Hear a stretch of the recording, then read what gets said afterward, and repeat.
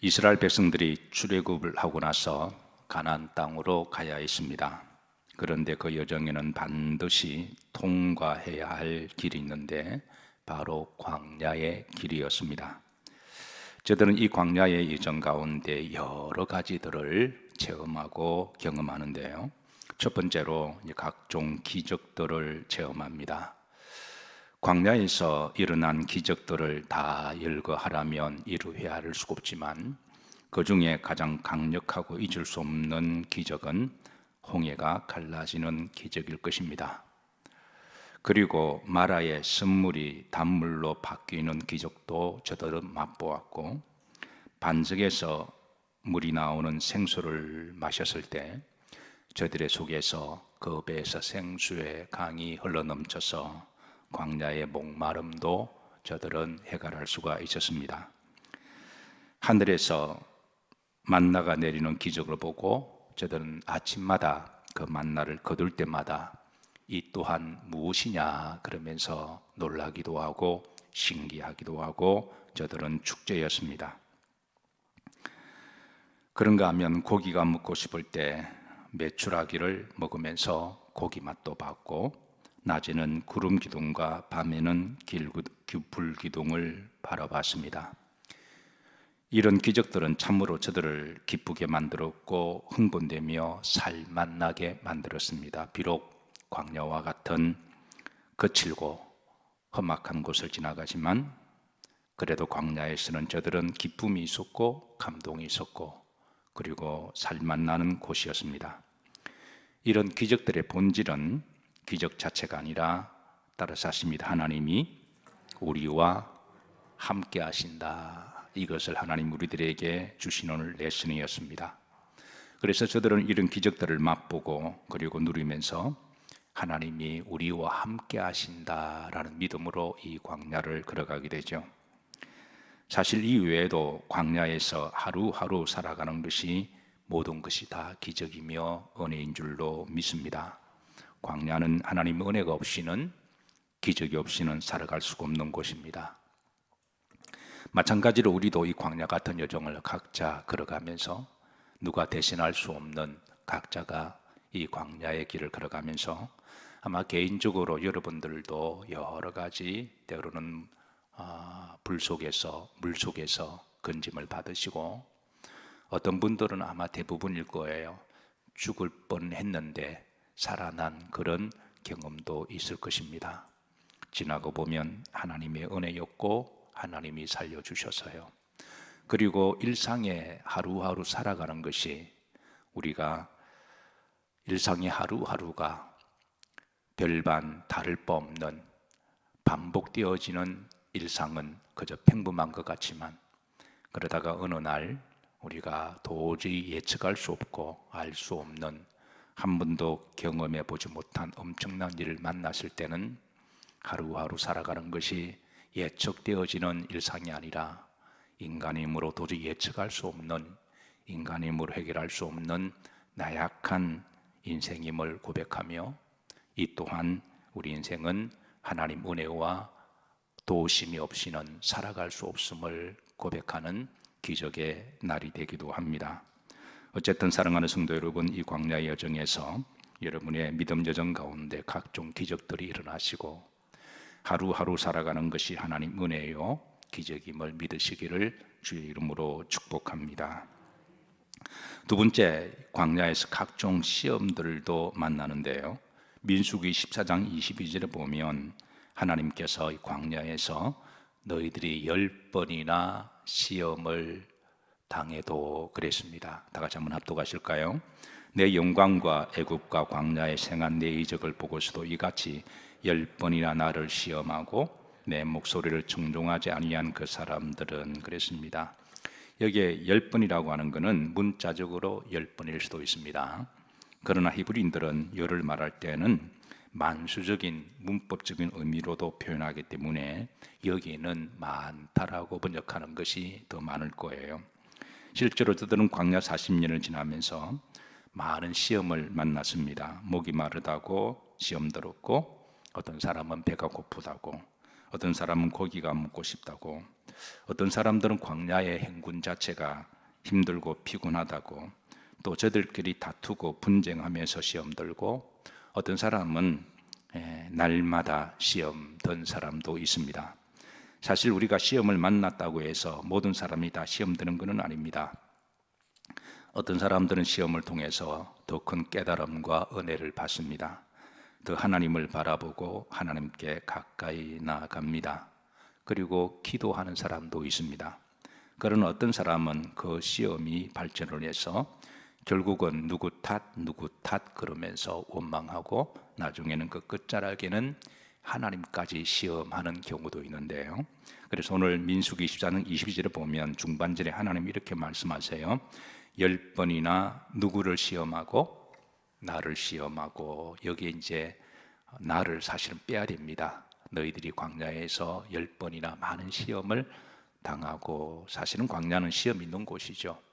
그런데 그 시험을 통해서 어떤 사람들은 그 시험이 계속 발전해서 하나님까지 시험하게 되는, 즉 불신앙까지 이어지고, 그리고 저들은 이제 하나님 탓으로 돌리며, 나중에는 저들 가운데 어떤 사람들은 이런 말을 자주 하죠. 우리가 돌아가자, 애굽으로 돌아가자, 못 살겠다, 죽겠다, 힘든다. 이들이 저들 가운데 어떤 사람들은 부르는 18번 곡이었습니다. 사랑하는 성도 여러분, 우리가 산다고 하는 것은 어떻게 보면 문제와 시험 속에 살아간다는 것을 의미하는데요. 그래서 어떤 사람은 살기가 힘드니까 보는 것마다 말하는 것마다 모든 것이 다 시험되고, 그리고 원망하는 사람들이 있습니다. 그러나 이 시험을 만나도 우리가 자신을 또 돌아보고, 그리고 다른 사람들을 돌아보며 우리가 깨닫고 기도하고 또 성장하고 더 성숙하고, 아픈 사람들의 마음도 알고 눈물도 알고, 그리고 하나님께 기도하고 더욱더 겸손하게, 그리고 믿음으로 더 나아갈 수도 있습니다. 이 시험이 우리들에게 축복의 통로가 되기를 기도하고 축복합니다. 혹이라도 시험을 통해서 당자가 되어 하나님을 멀리 떠나거나 또 하나님을 원망하거나 주변 사람들에게 원망하지 않기를 주의 이름으로 축복합니다. 세 번째, 광야에서 저들은 말씀과 성막을 체험하는데요.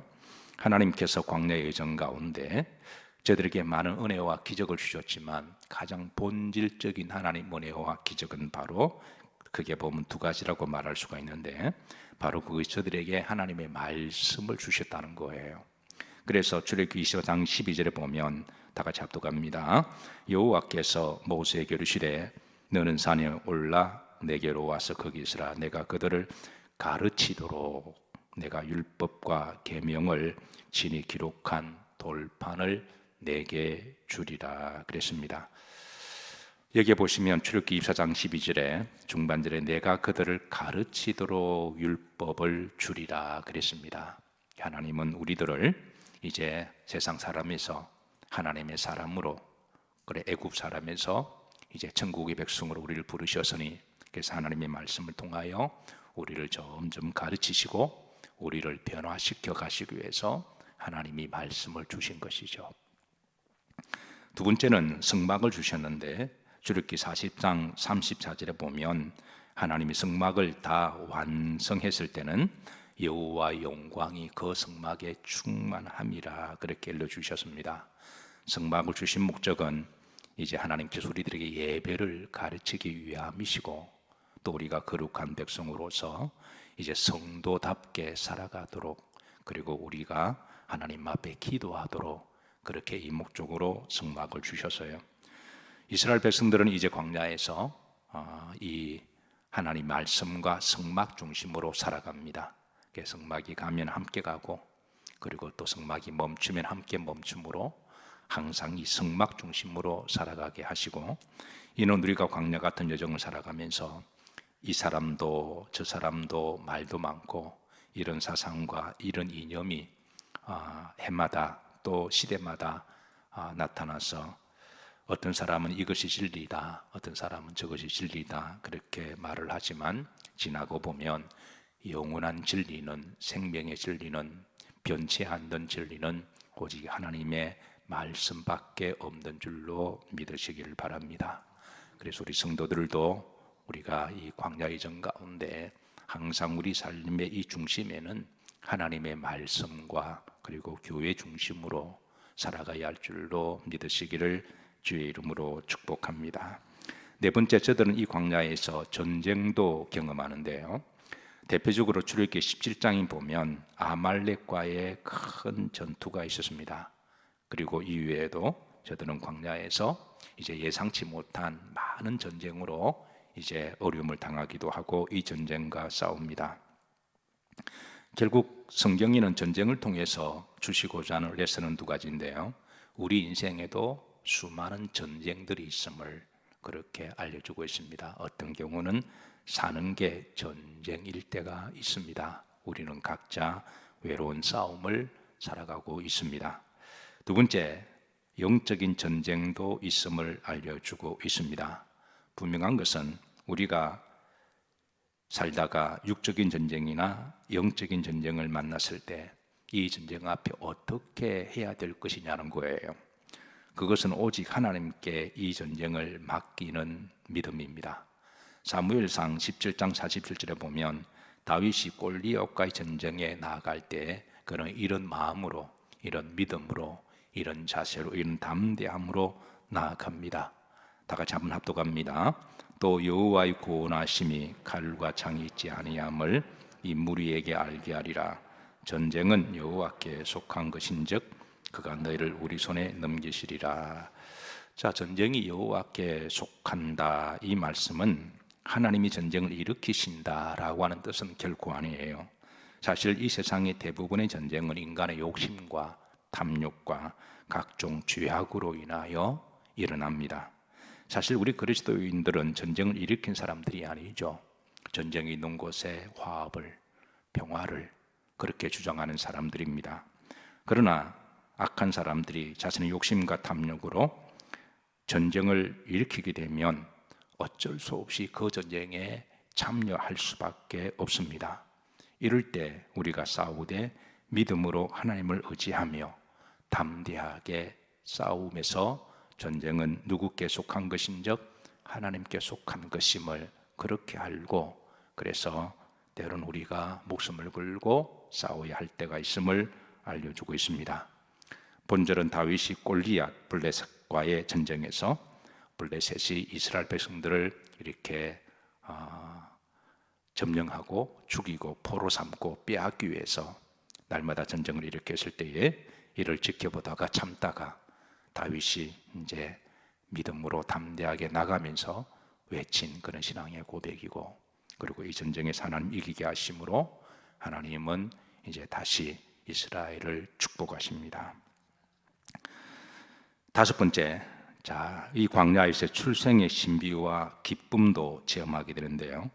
이스라엘 백성들이 출애굽을 할 때 그 인구수가 장정만 60만 3,350명이었어요.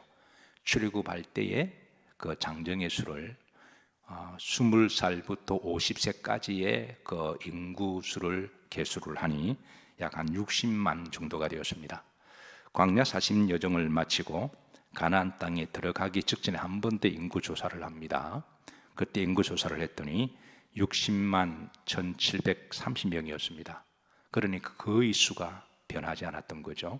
그러니까 출애굽할 때에, 그리고 이제 광야에서 마무리하고 가나안 땅에 들어가기 전에 거의 수가 줄지 않았습니다. 그러니까 이 광야에 사실 1세대들은 다 죽었죠. 2세대들이 이제 가나안 땅에 들어가게 되는데요. 그러니까 나올 때는 60만 3,350명에서 1세대들은 다 죽고 2세대들이 들어갔으니까 들어갈 때는 60만 1,730명이니까 그러니까 그 인구수가 거의 줄지 않았다라는 거예요. 이 말은 역으로 말하면 광야에서 엄청난 인구가 태어났다라는 것입니다. 그래서 비록 광야라고 하는 것은 사람이 살기 힘들고 그리고 척박한 곳이긴 하지만 하나님께서 그 광야 가운데도 출생의 신비와 기쁨과 행복을 맛보게 하셨다고 하는 것이죠. 사실 우리가 살아가면서 가장 신비하고 놀라운 것 중 하나가 출생의 탄생이라고 여깁니다. 한 생명이 사랑과 사랑하는 사람 사이에서 태어난다고 하는 것은 두 사람의 사랑의 결실로 맺은 두 사람의 신비이며 행복이고 축복입니다. 그리고 이는 단순하게 두 사람만의 문제가 아니라 그의 온 가족이, 온 패밀리가 그 공동체의 기쁨이고 축복이기도 합니다. 모세와 이스라엘 백성들은 광야에서 새로운 생명이 탄생할 때마다 얼마나 좋았을까요? 그리고 그 갓 태어난 아이를 모세 앞으로 데려와서 또 대제사장 아론 앞으로 데려와서 그리고 성막 앞으로 그 아이를 안고 와서 하나님께 축복 기도를 이제 부탁을 하고, 그리고 아론과 모세가 그 가족을 패밀리가 온 함께 지켜보면서 그 아이의 생명을 높이 하나님께 바치고 드리면서 하나님이여 이 아이를 한평생 지켜주시고 믿음으로 살아가게 하옵소서. 그렇게 할 때에 그걸 지켜보는 그 공동체의 이스라엘 백성들도 함께 자기 자식을 출생하는 그런 마음으로, 자기 손주를 낳는 그 마음으로 함께 축하하고 함께 기뻐하고 함께 감동을 받은 날들이 이제 날마다 이어졌습니다. 40년 동안에 60만 명이 광야에서 태어났으니 아마 날마다 이렇게 태어난 아이들은 아마 한 1,400~500명 정도가 되지 않을까요? 그러니까 날마다 광야에서 생명이 탄생했습니다. 그럴 때마다 저들은 축제였고 기쁨이었고 저들은 감동이 있었습니다. 그런데 이 광야에서 생명의 탄생과 신비도 있었지만 죽음도 이별도 그리고 상실도 있었는데요, 마지막 6번째, 이 광야에서 저들은 죽음도 체험합니다. 민수기 12장에 보면 십보라의 죽음이 나옵니다. 십보라가 누군가요? 모세의 아내이죠. 모세는 사랑한 아내를 잃고 얼마나 힘들었을까요? 얼마나 고통스러울까요? 민수기 12장이니까 아직까지 광야 길은 갈 길이 먼데, 그리고 이 함께 가야 될 길에 동반자가 필요한데 사랑하는 함께 가야 할 오른팔 왼다리가 하나 떨어져 나갔으니 사랑하는 가족을 잃고 모세는 개인적으로 얼마나 힘들고 어려웠을까요? 민수기 10장에 보면 미리암이 죽습니다. 미리암은 모세의 누이입니다. 그리고 이스라엘의 최초의 여선지자입니다. 그녀의 죽음은 온 이스라엘 백성들의 슬픔이 되는데요, 특별히 이스라엘 여인들에게 있어서 미리암에 대한 사랑과 애정은 특별했습니다. 그리고 6년 후에 아론이 죽습니다. 아론은 모세의 형입니다. 그러나 형을 넘어서 이스라엘 백성들의 대제사장이고 영적인 업입니다. 아론이 죽었을 때 이스라엘 백성들은 영적인 아비를 잃어버린 슬픔과 애통을 하고 저들은 죄를 뒤집어쓰고 하나님 앞에 금식으로 애도하는 이들도 있었습니다. 그리고 개인적으로 모세에게 있어서 아론은 그는 형이었고 하나님의 동력자였고 친구였습니다. 그래서 그 아론의 장례를 모세가 집도할 때 얼마나 슬프고 애간장이 녹았을까요? 이 죽음들 앞에서 모세뿐만 아니라 이스라엘 백성들이 절망감을 맛보고 또 고통과 상실을 맛봅니다. 그리고 광야의 1세대들은 40년 동안에 60만 되는 사람들이 광야에서 다 죽습니다. 60만이 광야에서 태어난 것처럼 그 날마다 생명이 한쪽에 태어나고 날마다 한쪽에서도 생명이 또 소멸되는 그런 것을 경험하고, 마치 모세는 아론은 어느 날 아침에는 출생의 아이를 가슴에 안고 함께 기뻐하고 즐거워하고, 근데 또 점심에는 또 자라는 아이들 또 결혼시키고 또 주례도 하고, 그런데 또 저녁에는 또 사랑하는 누군가의 장례를 치르면서 날마다 태어나고 또 날마다 또 가정을 꾸미고 또 날마다 또 장례를 보내면서 하루 사이 살아가는 이 경험을 아마 모세와 아론은 인생의 전 경험을 하지 않았을까요? 저도 제 목회 여정 가운데 그런 경험을 한 날이 있는데요, 토요일 새벽입니다. 커피 전화가 와서 목사님 이제 우리 아이가 나왔으니 오셔서 목사님이 제일 먼저 안수해 달라고. 사실 생명의 신비와 기쁨은 인간의 힘으로 말로 표현할 수가 없어서 그 탄생의 축복을 성직자에게 기도받고 그렇게 하고 싶은 부모의 마음을 제가 충분히 알기에 그래서 새벽 예배를 마치고 이제 그 상과에 가서 그렇게 축복 기도하고 함께 기뻐하고 즐거워했던 날이 있습니다. 토요일 점심에는 결혼식이 예약되어 있기 때문에 그래서 점심 때 결혼 예식을 잘 치루었습니다. 그것 또한 공동체의 기쁨이고 축제죠. 그리고 저녁 때에 갑자기 연락이 왔습니다. 사랑하는 우리 믿음의 동지 한 분이 이제 운명을 다하셨다고 목사님 모셔서 기도해 주시고 장례를 집도해 달라고. 그래서 저녁에 가서 함께 애도하고 슬퍼하고 또 장례를 3일 동안 치르면서 그날 토요일은 제게 잊을 수 없는 제 목회 여정이었습니다. 비록 하루를 살았지만 그 하루 가운데 인생 전체를 다 경험하는 듯한 아마 이런 느낌과 경험은 광야에서 날마다 일어나는 경험이 아니었을까요? 모세와 아론이 그리고 특별히 이제 가족뿐만 아니라 또 사랑하는 아내의 죽음뿐만 아니라 그리고 이스라엘 백성들 함께 광야에 걸어갈 때 다 신앙의 동지였고 그리고 함께 걸어가는 이들이었습니다. 그들 이 광야를 지나가면서 40년 동안에 아마 날마다 태어나는 아이들도 한 1,500명 되듯이 날마다 운명을 달리하고 하늘나라로 장례를 치르고 보내야 했던 그 이별과 상실의 절망감도 아마 모세와 아론은 날마다 경험했을 거예요. 그리고 나중에는 모세도 광야에서 죽습니다. 사실 모세는 그 누구보다도 가나안 땅에 대한 소망과 그리움이 있었던 사람이에요. 아마 모세의 평생 소원은 절박한 소원은 그런 가나안 땅에 들어가는 것이었을 것입니다. 그런데 그런 가나안 땅에 들어가지 못하고 느보산에서 가나안 먼 곳을 바라보다가 광야에서 인생을 마감합니다. 저들은 이 광야를 지나면서 때로는 사람이 도저히 이해할 수 없는 일들을 경험해요. 그러나 또 어떤 경우는 광야에서도 일상의 삶의 평범한 날들이 반복될 때는 미래가 예측되어질 수도 있고 그리고 얼마든 준비하면서 살아갈 수 있다고 생각합니다. 오늘은 어제와 같을 것이고 내일은 오늘과 같을 것이고 그래서 준비하고 그리고 예측하면 충분히 잘 살아갈 수 있을 거라고 그렇게 자신하기도 합니다.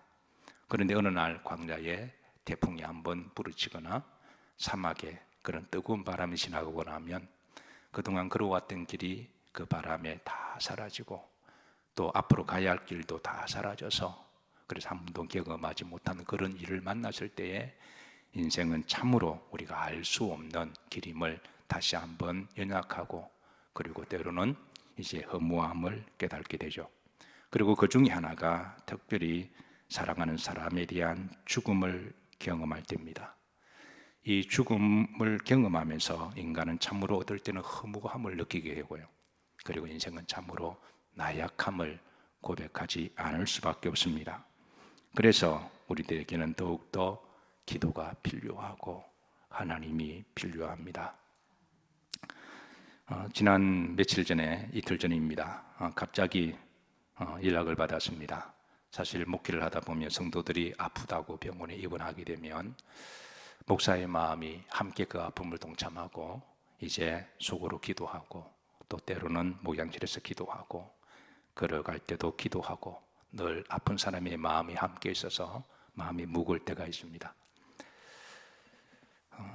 그런데 이제 갑자기 쓰러져서 병원에 입원했다는 말을 전화로 받고 기도 중에 아직까지 청년이고 젊은데 왠지 모르게 마음이 너무 무겁고 그냥 좀 저려와서 바로 병원에 신방을 갔습니다.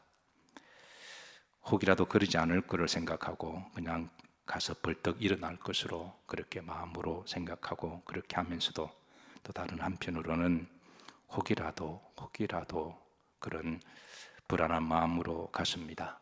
가서 보니 이제 응급실에 그렇게 누워 있는데 사지를 헤매는 그런 모습을 보고 그래서 하나님께 간절히 기도했습니다. 제가 할 수 있는 이런 생명을 주관하시는 분은 하나님이시니. 그래서 하나님께 간절히 기도하고 집으로 돌아와서 그날 밤에 새벽 3시 반까지 잠을 이루지 못하고 뒤척뒤척거리고 기도했습니다. 이런 일들을 우리가 경험할 때마다 인생은 참으로 우리가 알 수 없는 일들이 많이 일어난다고 하는 것이죠. 그러나 분명한 것은 우리가 아파도, 질병에 걸려도, 어디서 어떤 일을 당해도, 그리고 우리가 어떤 것을 경험하더라도 하나님은 하나님의 백성들을 사랑하신다라는 거예요. 모세가 광야에서 죽었다고 해서 영적인 가나안 땅 천국에 들어가지 못했다는 말은 아닙니다. 미리암과 아론이 광야에서 장사 지냈다고 해서 그들이 천국의 본향에 들어가지 못했다는 말이 아닙니다. 분명한 것은 성경은 우리의 종착역은 이 죽음의 끝이 아니라, 또 광야가 인생의 종착역이 아니라 우리의 영원한 종착역은 바로 하나님의 나라 천국이라고 하는 것이죠. 마치 광야의 1세대들이 광야에서 어쩔 수 없이 이제 다 이별과 상실을 경험하지만, 그러나 광야가 끝이 아니라 하나님께서는 더 좋은 곳으로 우리를 항상 예비하신다는 것을 우리들에게 알려주고 있습니다. 때로는 우리가 살아가는 이 광야의 여정에서 우리가 이해할 수가 없고 또 알 수가 없는 그런 여러 가지 사건들을 경험하지만, 그러나 분명한 것은 하나님은 하나님을 믿는 주의 백성들을 사랑하십니다. 그리고 그 영혼을 천국으로 인도하시고 영원한 위로와 안식을 주신다는 것입니다. 그래서 신명기 오늘 주신 말씀은 8장 16절 그림대로 보시면, 우리가 광야에서 우리가 여러 가지 시험도 당하고 어려움도 당하지만, 그러나 흐름대로 보시면 따라서 하십니다. 마침내 내게 복을 주려 하심이었느니라. 우리 광야에서 가장 큰 복은 본질적으로 하나님이 나와 함께 하신다는 거예요. 이거보다 더 큰 복은 없습니다. 우리가 광야에서 깨닫는 처절한 진리는 하나님은 나를 사랑하신다. 하나님은 나와 함께 하신다. 그 하나님은 우리에게 마침내, 이 말은 궁극적으로 우리들을 천국으로 인도하시고 천국의 복을 주신다. 사랑하는 성도 여러분, 우리 모두가 이 광야의 길을 걸어가고 있습니다. 이 광야에서 우리가 여러 가지 일들을 경험하지만, 그러나 이 여정 가운데 하나님은 여전히 나를 사랑하시고 나와 함께 하시며 또 우리의 길을 인도하시고 궁극적으로 영원한 본향으로 인도하심을 믿으시기를 바라고, 하나님이 우리들에게 생과 사를 주관하시고 살아도 주를 위하여 죽어도 주를 위하여, 그래서 오늘도 이후로 한 달도 또 믿음으로 살아가시기를 주의 이름으로 기도하고 축복합니다.